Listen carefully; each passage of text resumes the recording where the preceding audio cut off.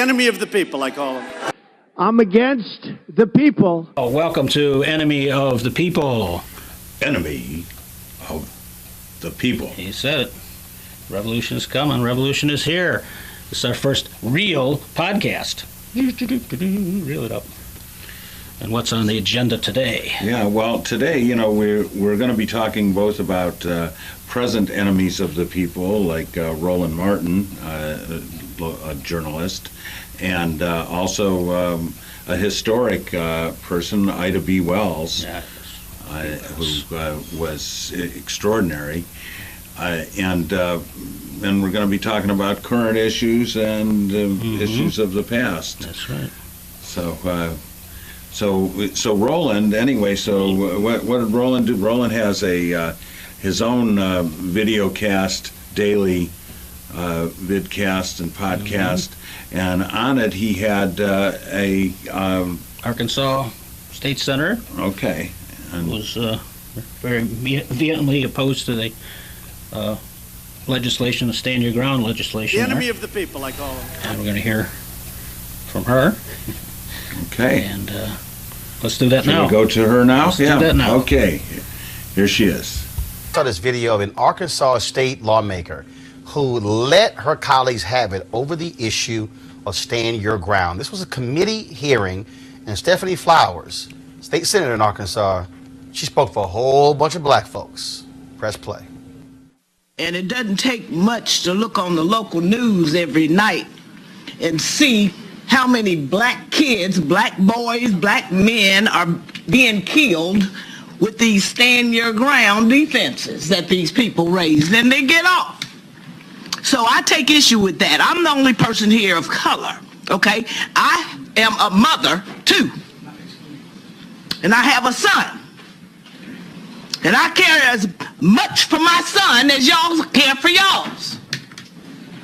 But my son doesn't walk the same path as yours does. So this debate deserves more time.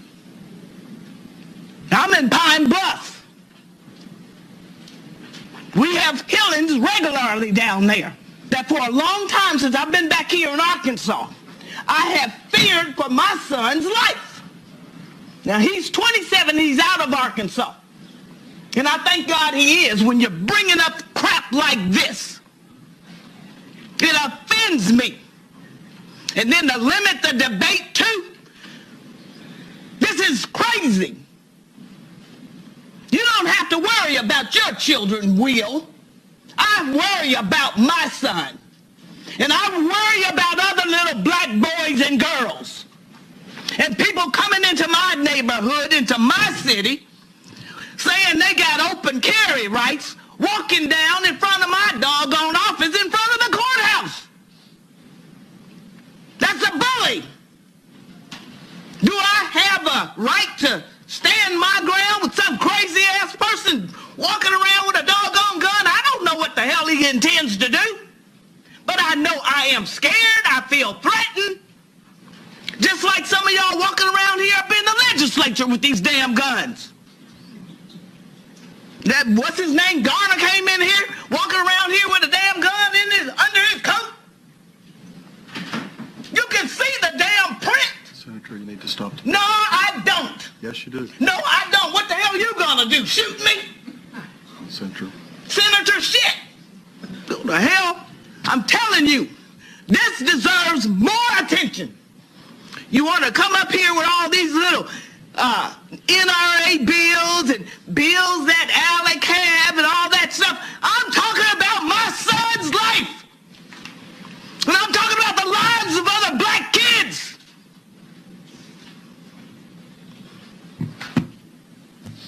Do what the hell you want to do. Go ahead, but you can't silence me. You got your damn silence gun out the damn chamber today, but you are not going to silence me. That's a black woman, Fatima. Look, this is what it looks like when black women are sick and tired of being sick and tired, and Like when he told her to calm down.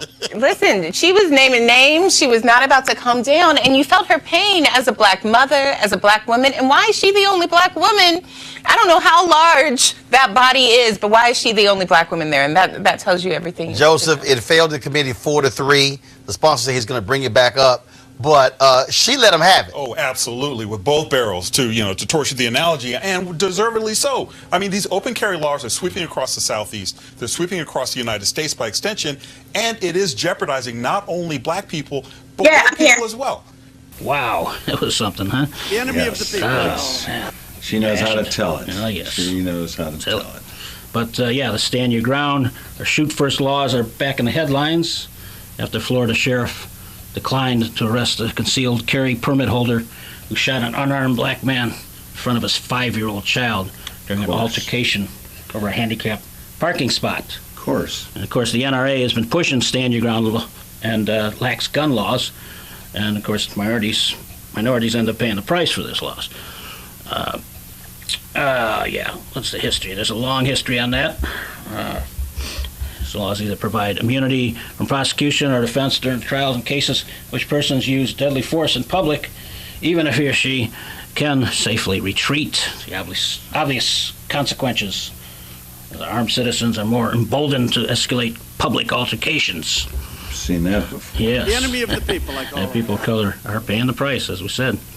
Stand your ground laws, although relatively new in their concept of being passed. I mean, they have a history of was the Castle Doctrine. Goes way back to English law. Yeah, which essentially said, if someone breaks into your home, Your castle. yeah, or your castle, Who can afford you have a castle, the right right? to defend that. And who could afford castles back then? Yeah, that's right. It's people who own property. Yes, lots of property. Yes, indeed. But, The enemy of the people, I call them. so yes, stand your law. Stand your ground laws are been passed in 25 states up to this point.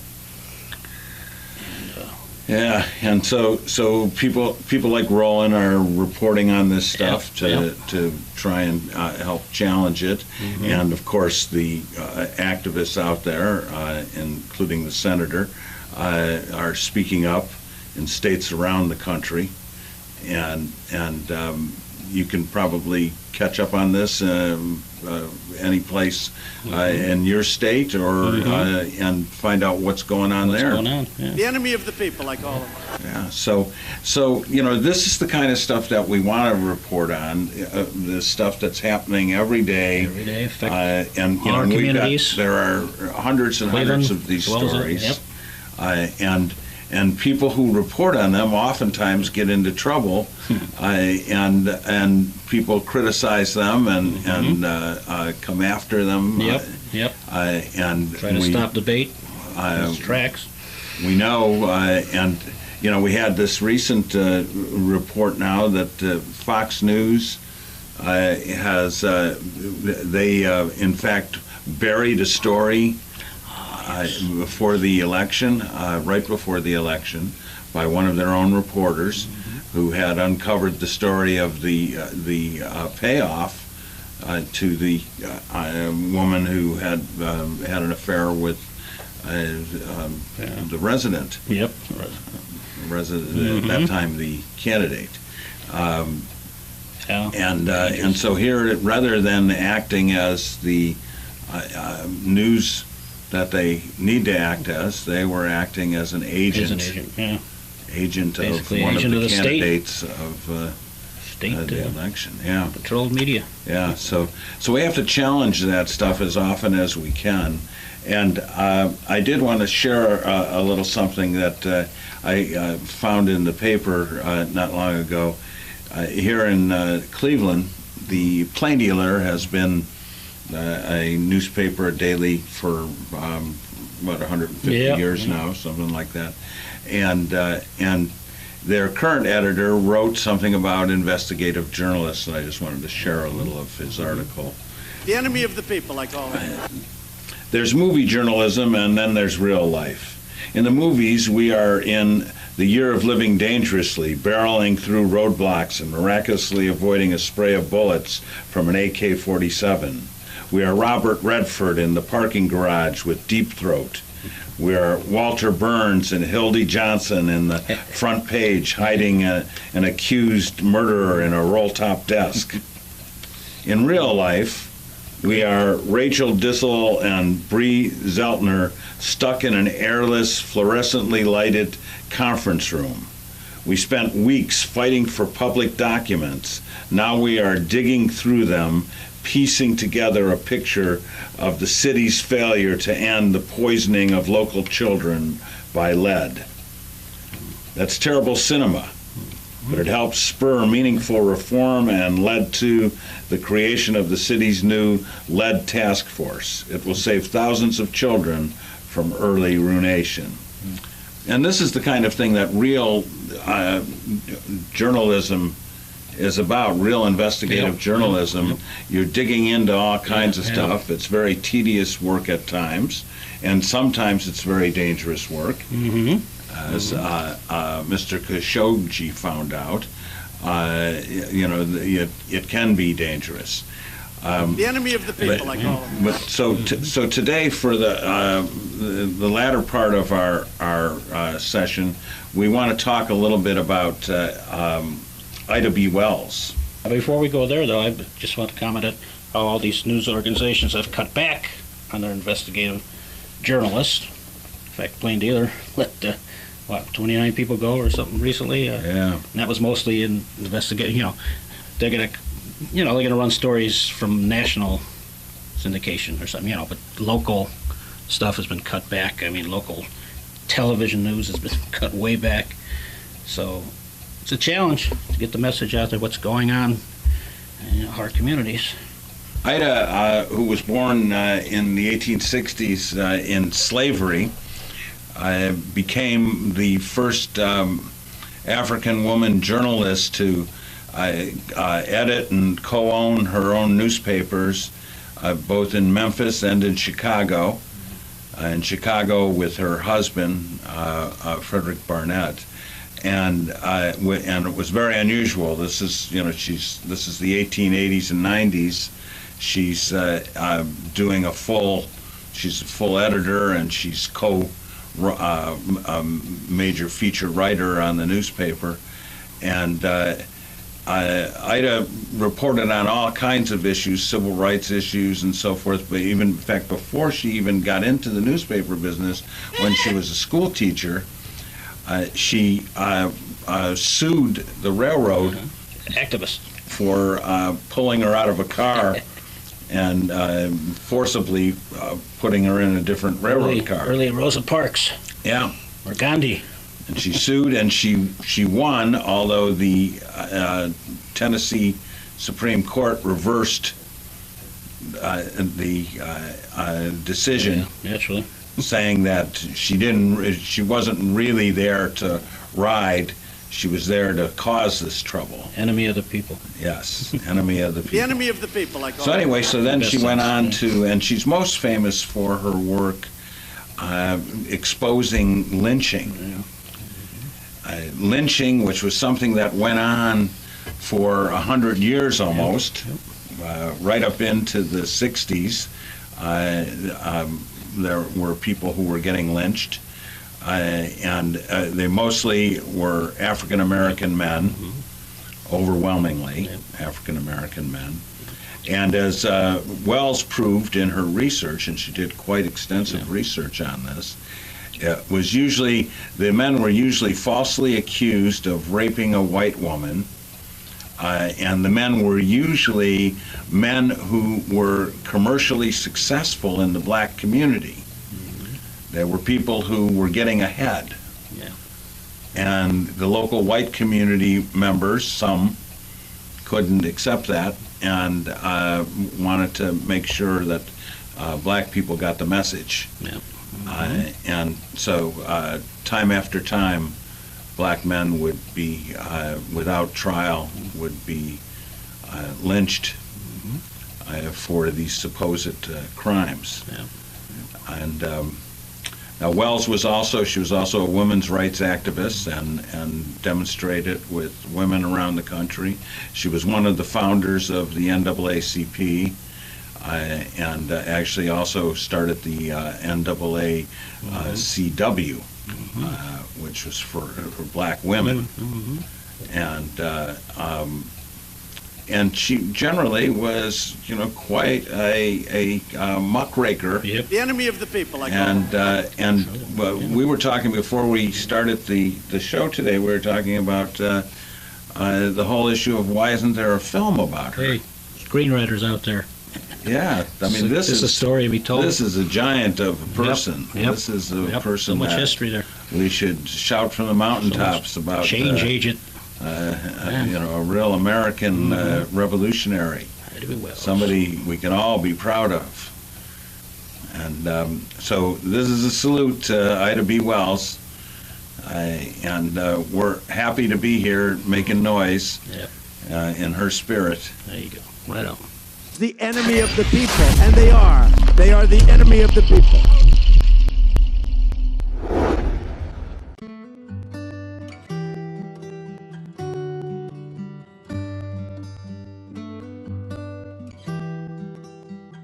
Ida B. Wells was born in 1862 in the middle of the Civil War in Holly Springs, Mississippi, which was actually contested territory and kept being claimed by the Confederates and then by the Union.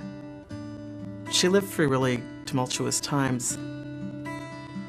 She was also orphaned at an early age. Her parents were killed in the yellow fever epidemic of the 1870s that swept through the Mississippi Valley.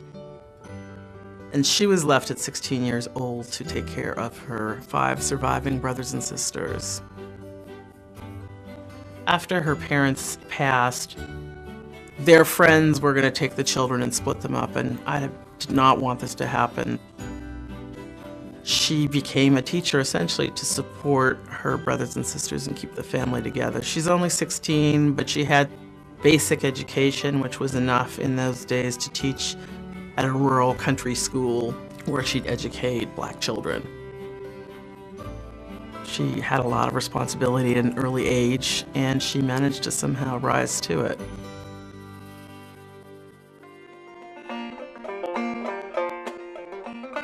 By the early 1880s, Ida had moved to Memphis, and she was still teaching in rural schools, so she was traveling back and forth to work on what was then a newfangled thing, which was a train. One day, she took her seat in what was then known as the ladies' car. It was the second car on the train. They typically only had 2, and they were reserved for women. They were non-smoking, they were sometimes more comfortable, and Wells had ridden in them previously, but this particular day, she was told that she could not sit in it.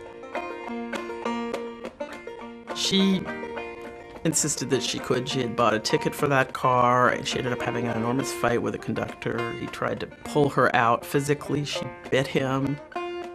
They cast her out. She got a ride home in a wagon and immediately sued the railroad. Her suit wound through the courts for several years. In the lower courts, she won. The judge said that she was a respectable-looking person. She was, in fact, a lady, so there's no reason why she shouldn't ride in the ladies' car. But when it got to the state Supreme Court, she lost. Tennessee was in the process of implementing segregation during this time, which really took shape after the Civil War, so she couldn't win. She was devastated by not winning, but it turned her into an activist. That was sort of the beginning of her activism. And it was also the beginning of her being a journalist, because she wrote up her experience in a church newspaper called The Living Way.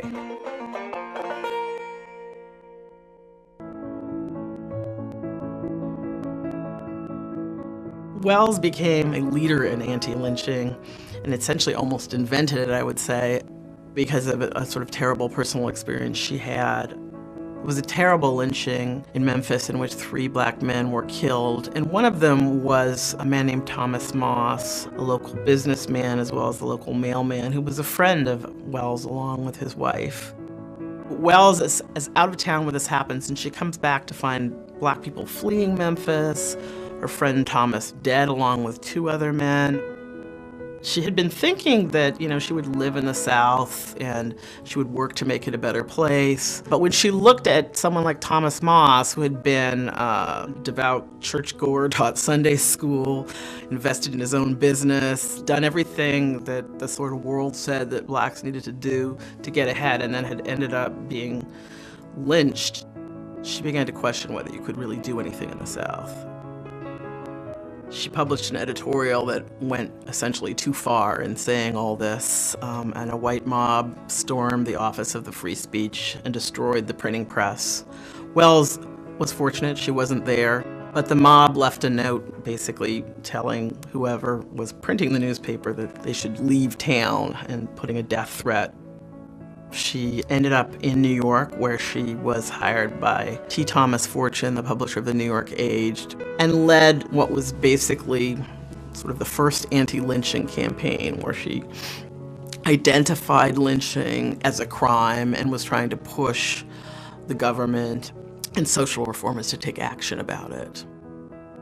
Anti-lynching would become a major commitment for the NAACP, the National Association for the Advancement of Colored People, and it would also be a major commitment of black women's clubs and other civil rights organizations.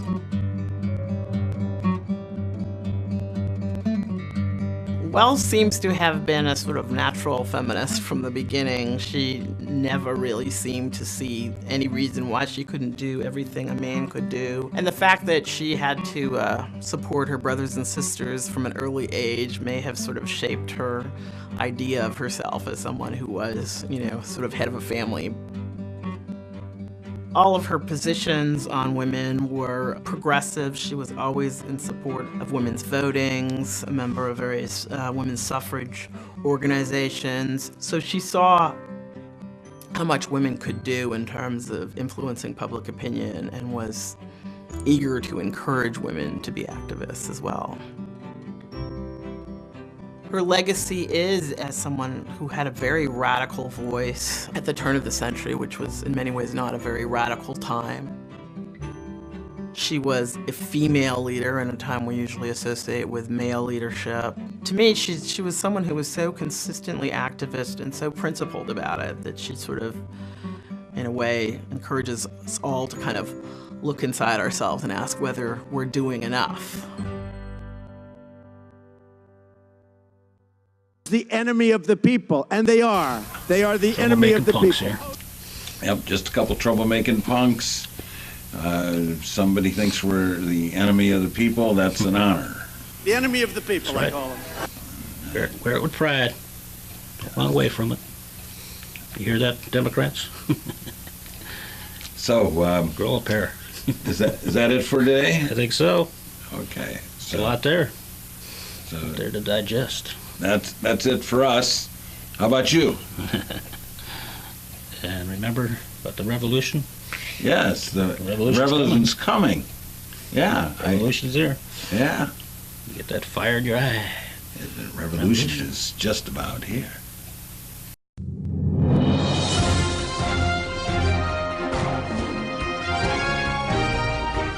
And now, with the Liberation News Update.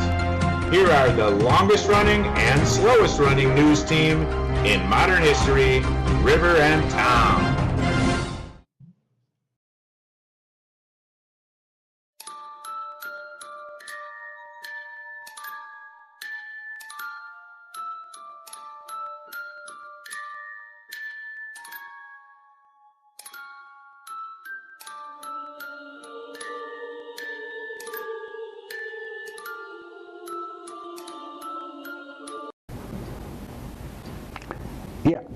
Yeah, Donnie, yeah, I know, you're exonerated, sure.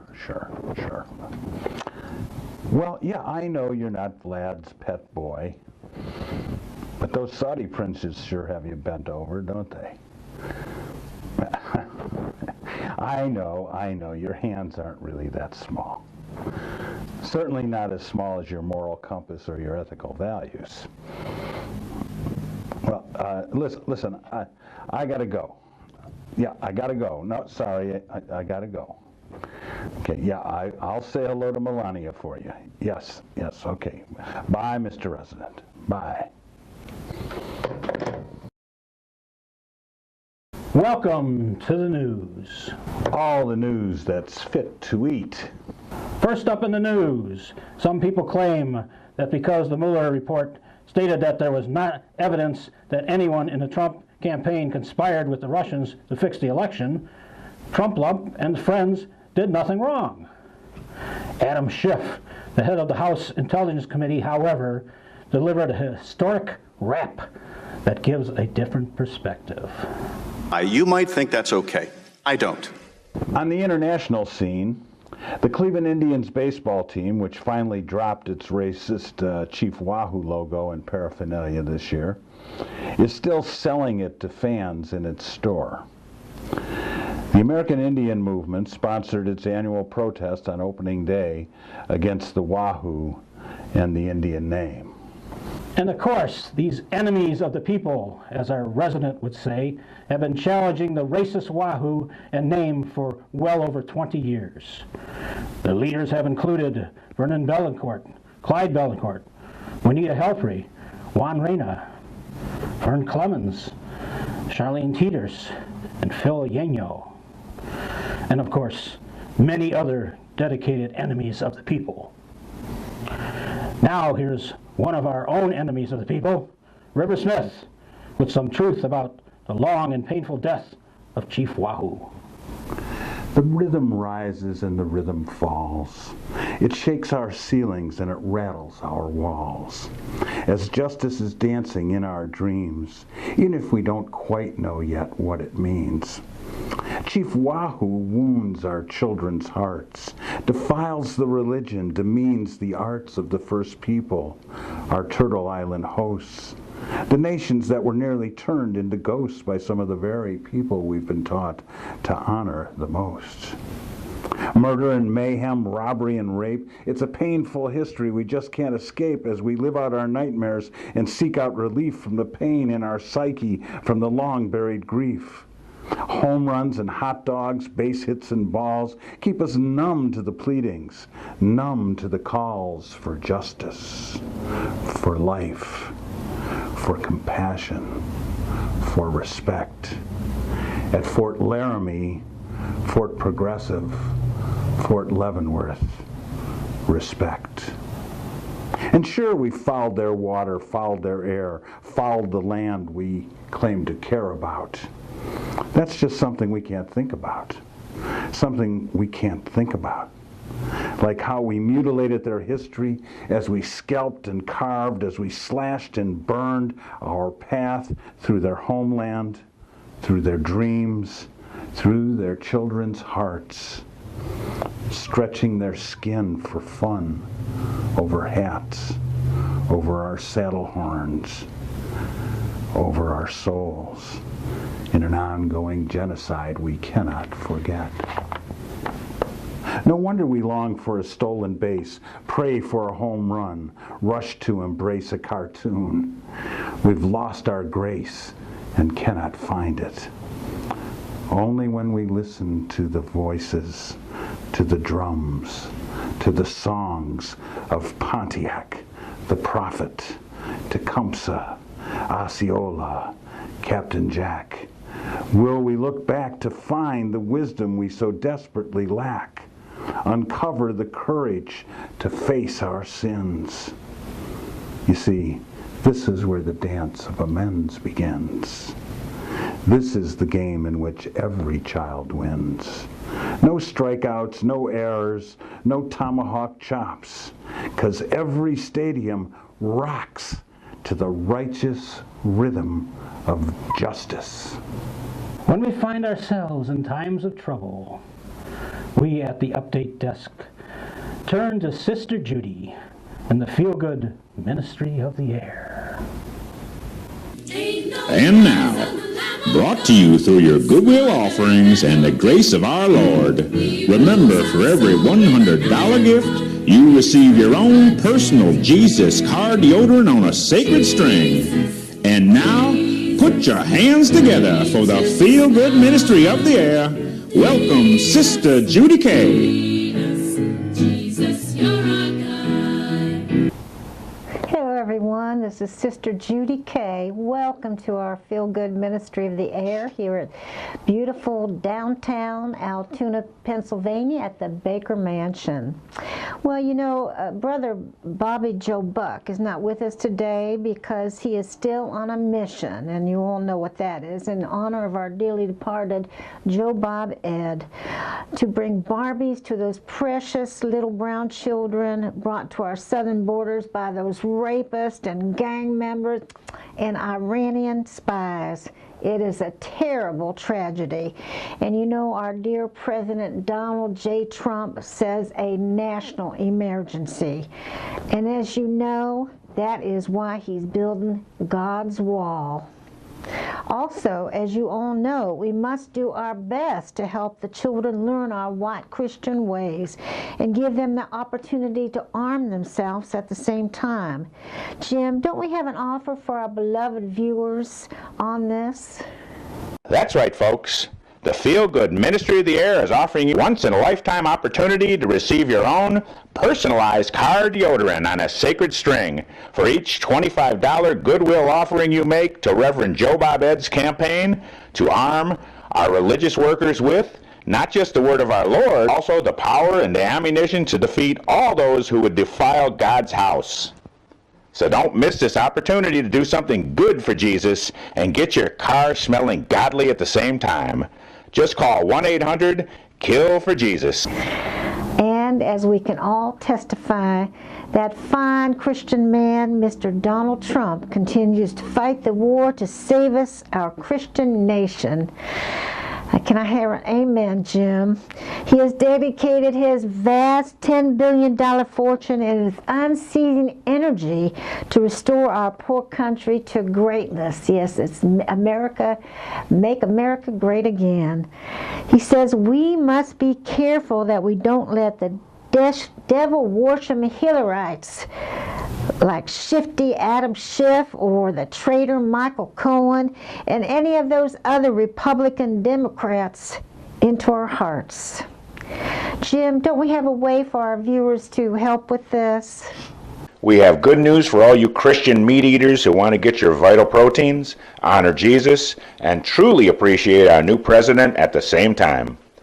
The Feel Good Ministry of the Air has partnered with Trump International Meats for an opportunity that allows you, for just a small free will offering of $399.99 plus a simple shipping and handling fee, to receive 12 monthly deliveries of this delicious delicacy featuring a specially designed Spam roast that will tickle your taste buds and warm your hearts.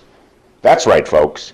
Pull your chair up to the table and serve yourself, serve Jesus, and help make America great again. Just call 1-800-TRUMP-LUMP today and receive a free pack of Trumpwurst too. Do it for Jesus, do it for your family, do it for your country. Call now. Well, now, from time to time, one of our viewers contributes a story for us to share and something to bring a smile to our faces as we do the Lord's work. And this one comes from Mrs. Mabel Mineloss from Braintree County, Idaho. And it's called The Smartest People in the World. It sounds like a good title to begin with, eh, Jim? It seemed like a doctor, a businessman, a little boy, and an elderly priest were out for a Sunday afternoon flight on a small private plane. Suddenly, the plane developed engine trouble. Ooh. In spite of the best efforts of the pilot, the plane started to go down. Finally, the pilot grabbed a parachute, yelled out to the passengers that they had better jump, and then he bailed out. Unfortunately, there were only 3 parachutes remaining. The doctor grabbed one and said, "I'm a doctor. I save lives, so I must live," and he jumped out. The businessman then said, "I'm a businessman, and businessmen are the smartest people in the world." And we know that from Donald Trump, don't we? "I deserve to live." He also grabbed one and then jumped. The elderly priest looked at the little boy and said, My son, I've lived a long and full life. You are young and you have your whole life ahead of you. Take the last parachute and live in peace. The little boy handed the parachute back to the priest and said, "Not to worry, Father. The smartest man in the world just took off with my backpack." Well, I'm not sure I get that. Do you, Jim? Oh, well, praise the Lord. We always have to have a little humor in our life. And right now, I want to get serious again. I want to take a moment to give tribute to our good, honorable Christian president, Mr. Donald J. Trump. He's a true leader of America and for America. He's attacked from every side by the fake media and other democratic enemies of the people while he fights the war against the evildoers of China and Canada and France and all the other terrorist murderers and rapists trying to enter our country illegally with drugs hidden in their rented children's bodies. Mr. Trump is here for us, and you can be here for him by responding to this wonderful offer. That's right, sister.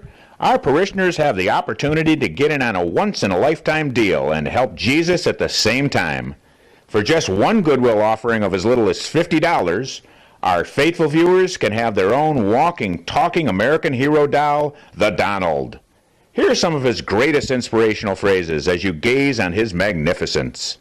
Hurry now and pick up your phone and call 1-800-JESUS for your chance to get an immortal piece of American history. Well, I can see by the clock on the wall that our time is up and we have to say goodbye until yet another time when we can join you. Remember, keep sending your checks and money and orders and anything that you have to offer. And there's something else, I believe, what's it called? PayPal. That's right. You can do PayPal to send us any offering that you can. Anything 50 or over is welcome. And it keeps us on the air and it keeps us doing the wonderful work that we do, and of course supports our president. And just knowing that we do God's work is just important. Well, that's all I have to say. This is Sister Judy K, and remember, you are wonderful. Jesus, you're our God. This just in. White House whistleblower Tricia Newbold, who has reported that President Trump's staff pushed through over 25 security clearances that the professional intelligence and security people denied, is now said to be fighting against approval of one Vladimir Putin as Mr. Trump's new national security advisor. There is word that Sylvester Stallone has been selected for Special Forces Commandant instead of Big Bear Bob, one of the president's former bodyguards. Finally in the news, the administration's environmental czar has suggested the wind as enemy of the people. Mr. Trump declared it's big, it's noisy, and it's really bad for golf games and hair weaves. The resident said he'll be declaring a national emergency to shut it down. He said he's not playing any games this time. Either it stops now or I'm shutting it down. Revolution is coming. Revolution is near. When you get that fire in your eyes, the revolution is just about here. The enemy of the people, and they are. They are the enemy of the people. The enemy of the people, I call them. I'm against the people. Welcome to the new edition of Enemy of the People. Enemy of the people. Yep. I'm River, and this is Tom. Yep. And we're here. Right? Yep. Yeah. We're here for some more trouble. Yep. We're here to start some trouble. You know, the revolution is coming. I hear the revolution is here. Yeah. Today, as we do with each podcast, we're talking about people who are troublemakers, people who would be labeled enemy of the people by oppressive oligarchs and other such people, usually people who are journalists or otherwise actively communicating things to the general public. Today we're starting out with a local story, and what's that about, Tom? It's about a film made and produced in Cleveland, about Cleveland. Made its rounds to many of the film festivals 2 years ago, and I was able to watch it, and you can watch it also streaming on Amazon Prime. The title of the film is Dispatches from Cleveland. And it's described as a feature-length documentary that closely examines our Rust Belt city as one of the most racially divided American cities in the wake of the police murder of Tamir Rice.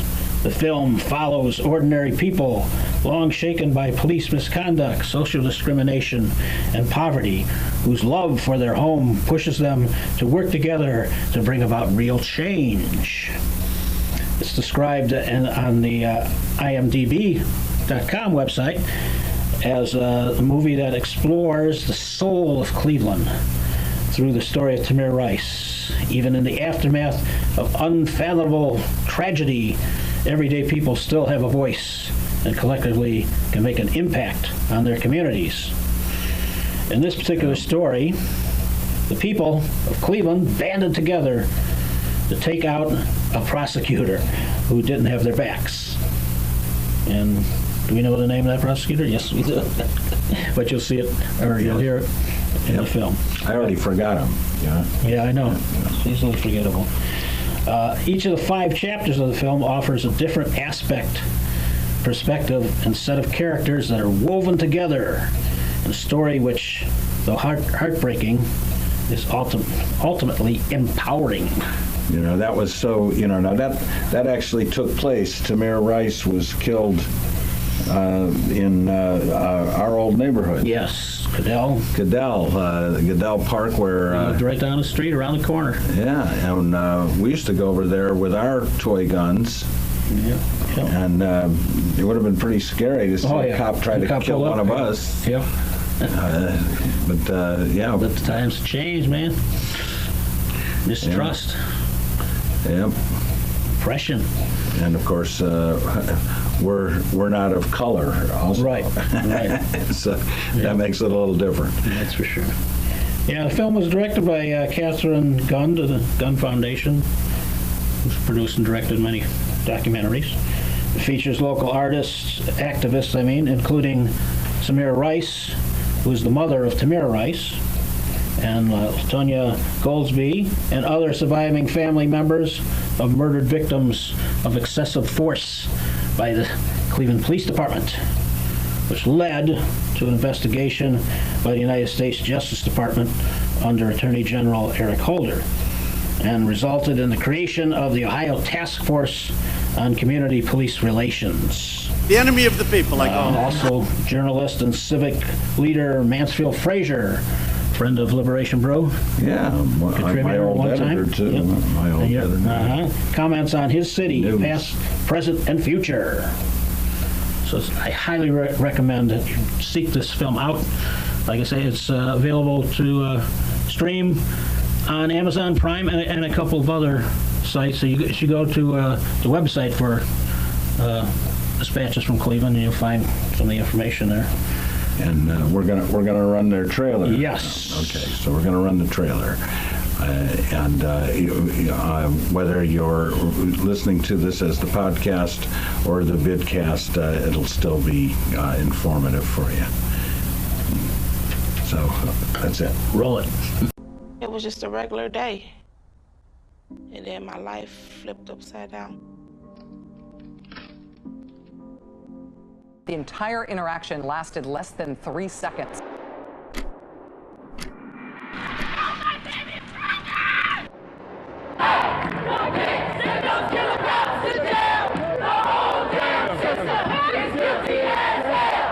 Prosecutor McGinty didn't advocate for me, and he covered up for the officers. We feel terrible about what happened to Tamir Rice. I heard what he said. My question was, is he's going to advocate for charges against the officers that murdered my cousin?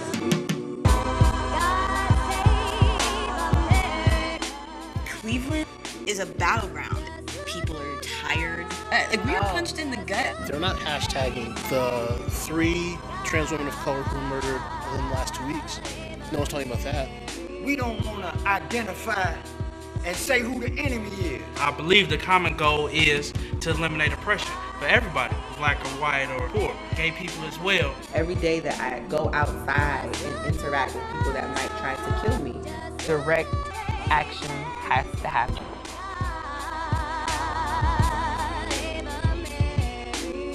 You got failed leadership. How can you afford not to vote? Why would you keep tolerating it? You go to the polls, you just take them out. In order for us to have any chance at winning or defining what winning looks like, we must have a movement. They made me a leader. I didn't ask to be a leader. They made me a leader when they killed my son. When they killed Tamir in that park, was it for that toy gun? Or was it because he was dark? So, continuing with our stories about the present, we have another one coming from the other side of the world, which is about an award that's been given to 3 activists imprisoned in Saudi Arabia. But first, we're going to do some background here on the situation there. It was last June that women in Saudi Arabia were given the legal right to drive a car. Up until then, it was the only country in the world that banned women from getting behind the wheel. But about the same time, security forces were also cracking down on the women activists who had been calling for these reforms. Mothers, grandmothers, retired professors, they were all accused of undermining the kingdom's security, stability, and national unity, demonized on state media and branded as traitors. A number of them were arrested, and Saudi prosecutors are putting 4 women and 5 men on trial. There's been an international outcry and a campaign for their release. Rights groups say some of the women have been tortured in secret prisons.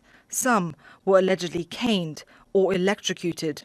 Others sexually assaulted.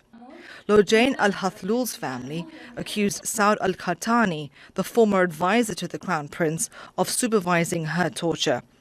The Saudi government rejects the allegations and says the detainees enjoy all rights preserved by the laws of the kingdom. But the spotlight is again being focused on Saudi Arabia's human rights record. If I could impress on the Saudi government and frankly, royal court, it is simply not worth it to keep these women in prison, and they certainly do not deserve to be there. Those women are innocent, and they've done nothing but try to highlight an unnecessary and frankly medieval interpretation of a law.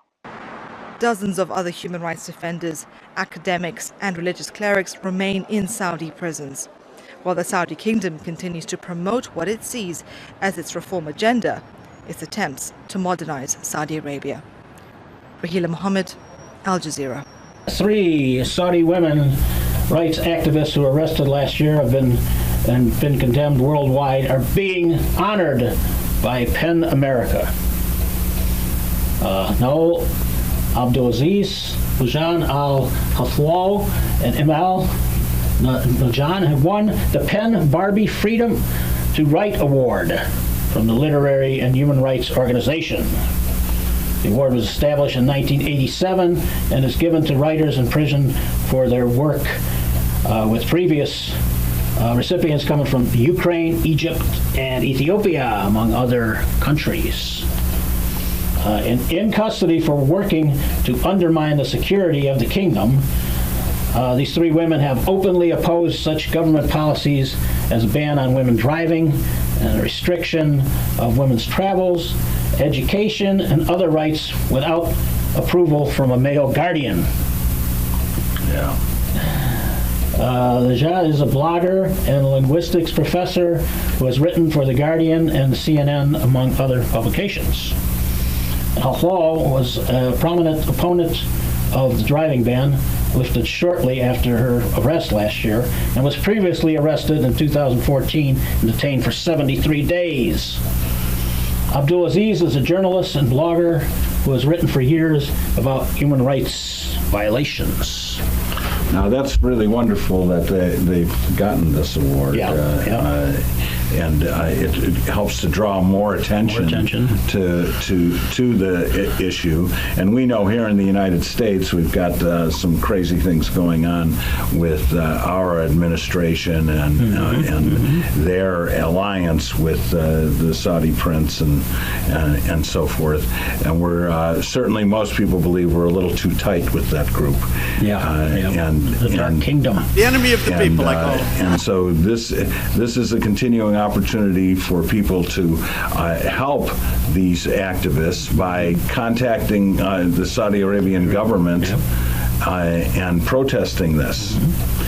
We know that in the past, and Amnesty International has talked about it many times, people doing campaigns contacting governments that are unjustly holding people, eventually that sways the governments, and usually there is a positive reaction. So get on those emails. Power of the pen, power of your fingers, power of the internet. Send those emails, send your Twitter, send your paper and pencil, whatever it takes. Reach out, connect with others, let people know.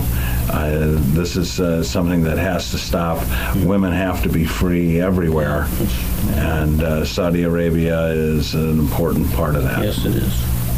So now, as we do our enemy of the people, we are trying to not just bring forth what's going on now, but to give people a context, a history of other troublemakers, other enemies of the people. And in our last show, we talked about Ida B. Wells, who was responsible for bringing lynchings to the attention of a national audience. And today we're focusing on Ida Tarbell, who born just across the border in Pennsylvania in the mid-19th century, and she's somebody who grew up in the oil fields and became the person who established the whole principle of investigative journalism with her first major work, The History of Standard Oil, in which she really looked at all of the illegal and unethical behaviors of the Rockefeller Corporation. And so we're going to start with a commercially created piece of material that will give you a background on her. There is no man more dangerous in a position of power than he who refuses to accept as a working truth that all a man does should make for rightness and soundness, that even the fixing of a tariff rate must be moral.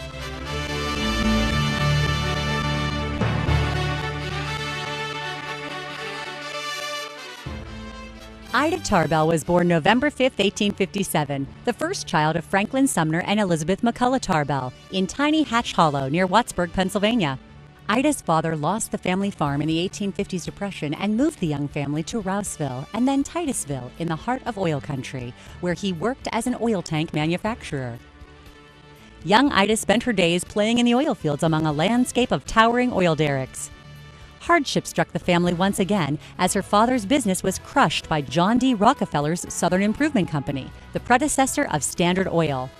Growing up, Ida showed incredible promise as a student. She graduated from Titusville High School with highest academic honors and earned her master's degree from Allegheny College, where she was the only woman in her freshman class. In 1887, Tarbell began working for the Chautauquan, the magazine of the Chautauqua Institute. And in 1891, she went on to study at the prestigious Sorbonne in Paris. While in Paris, Tarbell met Sam McClure, who offered her a job with his new publication. She returned home in 1894 and began writing for McClure's magazine, where her pieces on Napoleon and Lincoln nearly doubled the magazine's circulation. By now a popular biographer, Tarbell turned her talents to an issue much closer to home: the injustices perpetrated by the Standard Oil Company. Through years of careful research and tireless interviews, Tarbell produced a series of 19 articles for McClure's on the secretive operations of Standard Oil, including conspiracy, exploitation, and espionage. Later compiled into The History of the Standard Oil Company, it was an expose unlike any other in the history of journalism. Tarbell's writing spurred a hard-edged, no-nonsense, trust-busting campaign by President Roosevelt, which led to the forced dismantling of the Standard Oil monopoly in May of 1911. Ida Tarbell, a farmer's daughter from rural Pennsylvania, had brought the biggest business conglomerate of the day to its knees. Tarbell went on to be co-owner and editor of American Magazine, a successful biographer, and a popular lecturer on the art of biographical history. She died January 6, 1944 in Bridgeport, Connecticut at the age of 87. At a time when American women were restricted to a small handful of professions and could not even vote to help shape the future of their country, Ida Tarbell pioneered a new path, standing firm in the pursuit of truth and justice.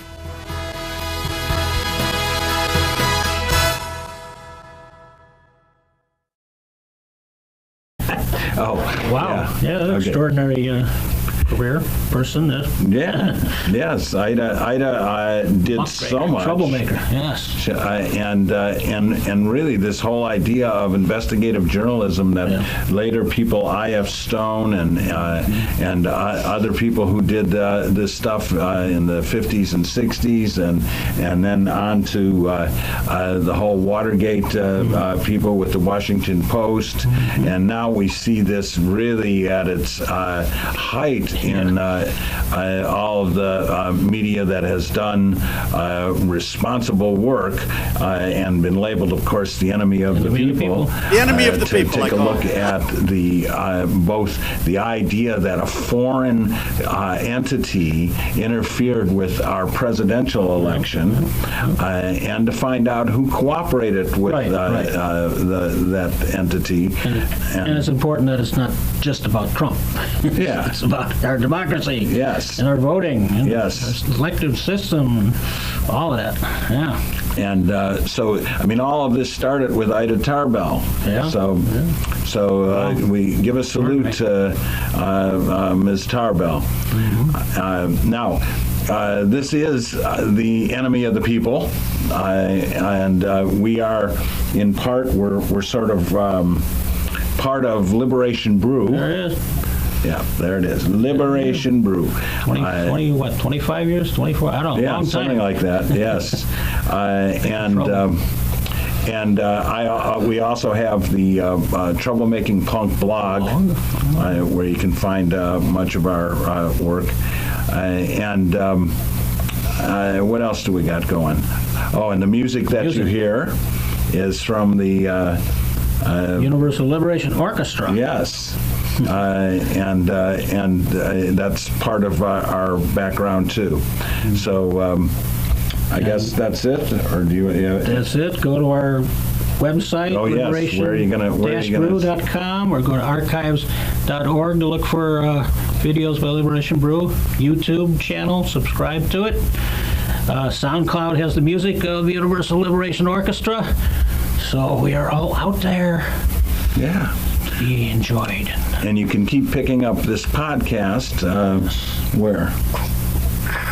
Those same sites. Okay, all of those same sites? Yeah. Okay. Yep. And someday Apple, we'll see. Okay. So, until next time, the revolution is coming. Revolution is here. We are the enemy of the people. The enemy of the people, like all of them. So may all your news be good news. And every child get a new pair of shoes.